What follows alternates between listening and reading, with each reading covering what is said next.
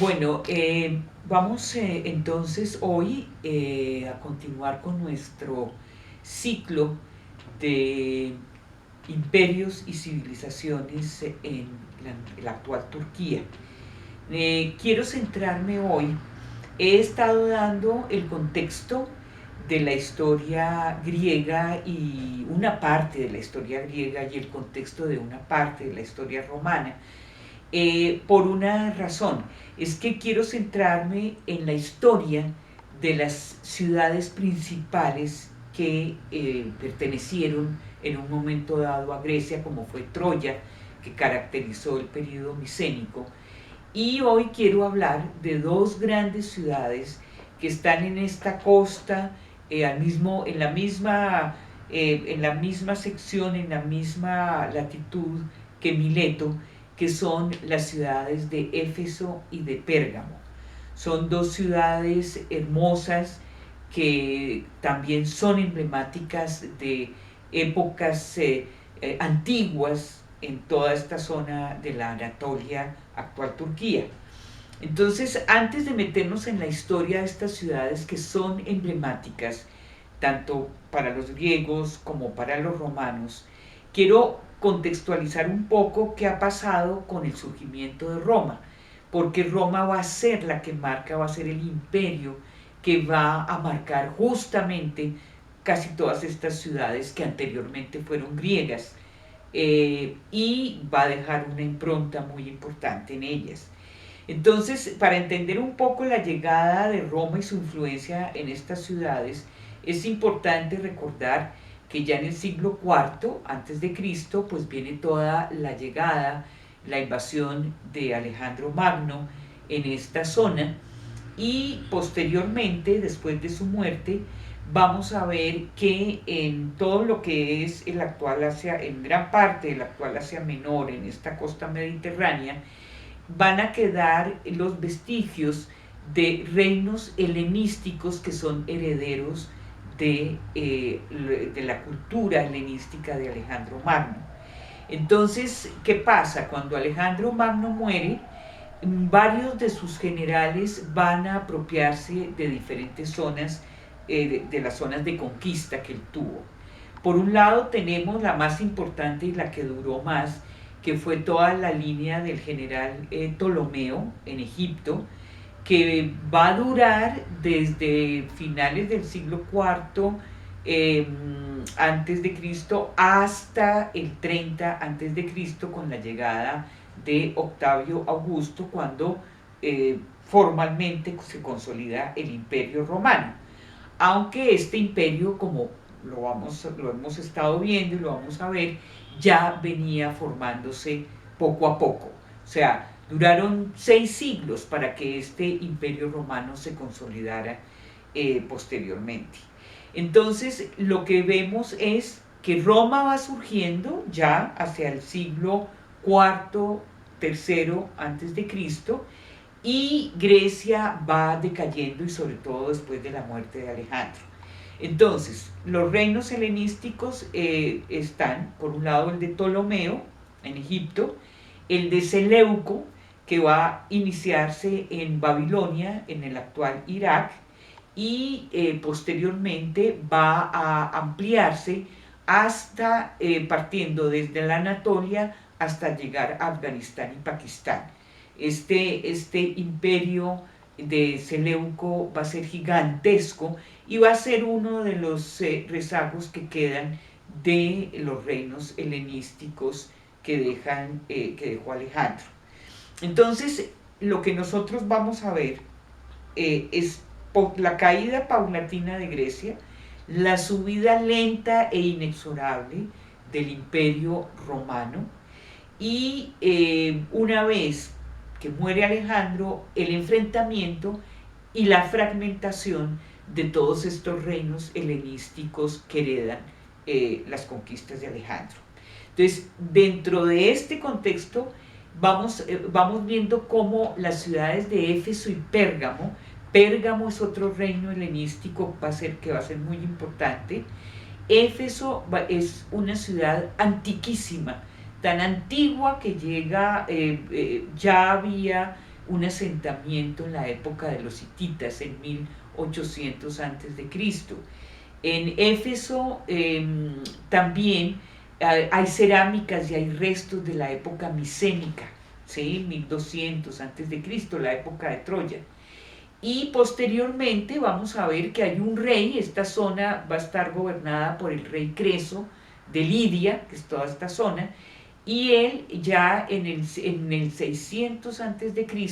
en Éfeso va a construir el famoso templo de Artemisa que va a caracterizar a Éfeso, ¿sí?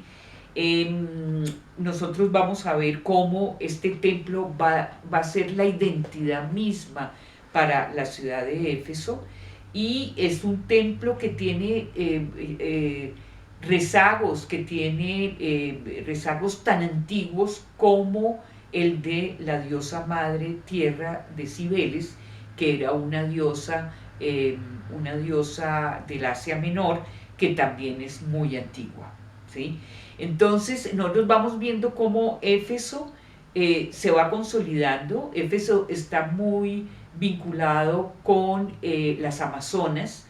Es más, se dice que una de ellas, que era Esmirna, vive allí, y Éfeso durante un tiempo se va a llamar Esmirna. Después existirá la ciudad como tal de Esmirna, que existe hasta hoy. Y se habla de toda la herencia de las Amazonas que marcaron esta ciudad de Éfeso. Entonces Éfeso va a constituirse como un puerto que es un centro cultural, religioso y artístico, ¿sí?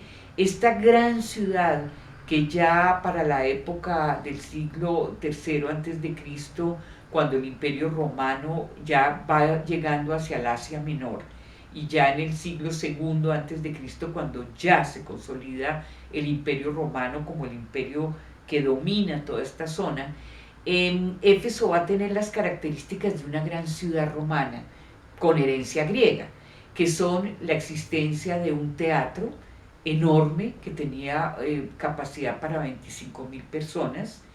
Va a tener una biblioteca famosa, la biblioteca de Celso, ¿sí? Que se construye ya hacia el segundo siglo después de Cristo, y esta biblioteca va a ser una biblioteca enorme.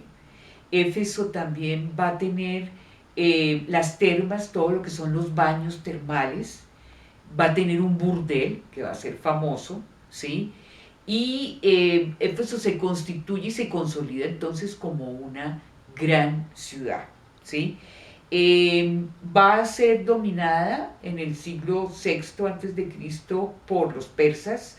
Acuérdense que los persas se meten en toda esta zona y destruyen a Mileto, por eso es que muchos de los sabios de Mileto deben huir hacia Sicilia y Atenas, y Éfeso también va a padecer el yugo de los persas entre finales del siglo V y principios del IV a.C.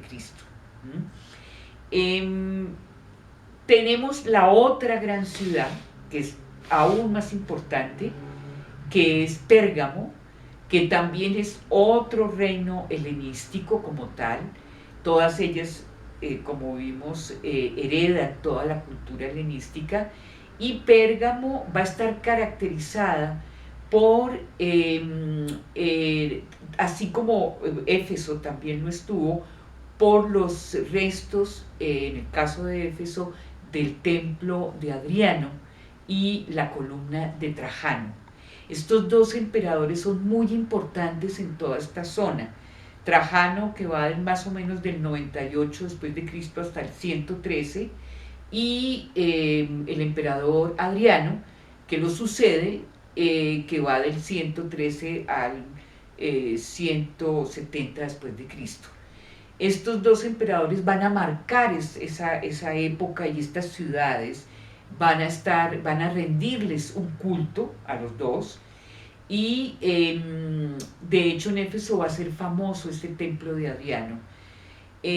Volviendo a Pérgamo, en Pérgamo encontramos entonces la biblioteca más grande después de la de Alejandría, Pérgamo también cuenta con una biblioteca gigantesca y tiene un, eh, un palacio que es construido al dios de la medicina Asclepión, donde allí las personas iban a curarse, parece que había también aguas termales medicinales y recibían tratamientos médicos. Galeno, que es del 130 después de Cristo, es un médico que nace en Pérgamo y que va a contribuir enormemente a al esplendor, digamos, de Pérgamo. Entonces, para cerrar un poco el carácter de la época, el espíritu de la época y de estas dos ciudades emblemáticas, vale la pena recalcar mucho lo que fue el legado de Trajano, que va a ser un emperador de una gran ecuanimidad, un emperador que va a apoyar a todos los niños huérfanos y a los niños más pobres, que va a desarrollar una red de carreteras, que va a apoyar la pequeña propiedad campesina y que va a ser un genio militar que va a extender como nunca el imperio romano, ¿sí? Tomando todo lo que es la Rumania, la Hungría actual, en todo lo que fue la campaña de Dacia, y tomando una parte del imperio parto, que era el actual Irak, y parte de Irán. Adriano lo sucede, ellos dos son de origen, han nacido en España, aunque sean de origen italiano, pertenecen a familias nobles italianas, son hijos de senadores, en el caso de Adriano sobre todo, y Adriano va a ser un amante, tanto él como Trajano, pero sobre todo Adriano, es un amante de la cultura griega y él va a residir en Atenas. Ellos pertenecen a todo el grupo de los grandes, los buenos y grandes emperadores romanos que fueron los antoninos, que dejaron una huella de esplendor en toda esta época. Entonces vamos a dejar aquí y continuaremos ya con la siguiente época, que va a ser la llegada del cristianismo.